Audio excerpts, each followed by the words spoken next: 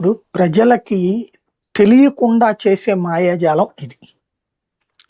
ఇప్పుడు హైదరాబాద్ హైటెక్ సిటీకి చంద్రబాబు గారు ఉన్నప్పుడు కట్టింది ఆ ఎల్ఎన్టీ బిల్డింగ్ ఒకటే.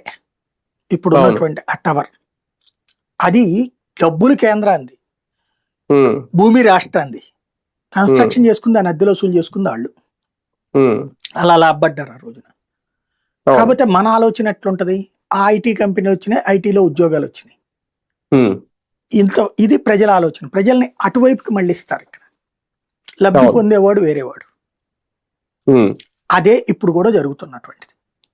ఉమ్, బేసిక్ గా సంపద సృష్టి అంటే నోట్ల కట్టలు ముద్రించడం కాదు, లేదా చెట్లకి డబ్బులు కాయడం కాదు, లేదా ఎవడో ఇండస్ట్రీ పెట్టి వాడు రూపాయి సంపాదించుకుంటే మనకు రావు, మనకు పన్నే వస్తుంది.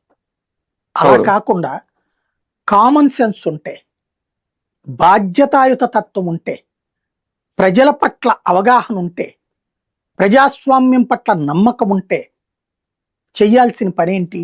మీరు ప్రతి మున్సిపాలిటీ చూస్తారు, కార్పొరేషన్ చూస్తారు. ఎక్కడ ఎందుకు మా బెజవాడ మున్సిపాలిటీ కార్పొరేషన్ చూడండి, ఉమ్, వస్త్రలత మీద అద్దె వస్తుంది ప్రతి నెల కూడా ప్రభుత్వానికి. అవును. అవును. అలాగే మార్కెట్